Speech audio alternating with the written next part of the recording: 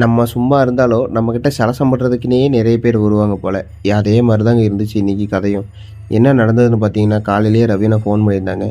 "டேய் பேஸ்ட் எடுத்துட்டு வாடா, பைப் உடஞ்சிருச்சு" அப்படின்னு சொல்லியிருந்தாங்க. பைப் எப்படி இந்த இடத்துக்கு உடஞ்சது அப்படின்னு சொல்லிட்டு பார்த்தோம்னா, தென்னை மரம் மட்டை வந்து கீழே விழுந்து பைப் உடஞ்சிருக்குதுங்க. சரி இதை எதுவும் பண்ண முடியாது. அப்புறம் என்ன பண்ணுறது? அங்கேயே நெருப்பை போட்டு காய்ச்சி பேஸ்ட்டை போட்டு அமுத்தி விட்டேங்க. சைடில் வந்து ஓட்டையை போட்டு வந்து ட்ரிப்புக்கு மைக்ரோ ஸ்ப்ரிங்க்லருக்கு விட்டுக்கலாம் அப்படின்னு சொல்லிட்டு. இது பார்த்தீங்கன்னா மலைப்பூண்டு காடு. இது 4 மாசத்துல வரக்கூடிய பயிர். அதாவது இந்த பட்டத்துக்கு மட்டும் 4 மாசத்துல வரும். இதுக்கு முன்னாடி பட்டத்தில் வந்து 3 மாசத்துல வந்து சேர்ந்துருங்க. இது சுத்தமான மலைப்பூண்டு. இது பார்த்தீங்கன்னா தாளவாடி இந்த கிராமத்துலேயும் வந்து விளையுங்க. இதோட ஓனர் பார்த்தீங்கன்னா இங்கே தான் இருக்கிறாரு. பாருங்க, ராஜா பகவத் மாதிரி போஸ்ட் கொடுக்குறாரா, இவர் தாங்க இந்த காட்டுக்கு ஓனர்.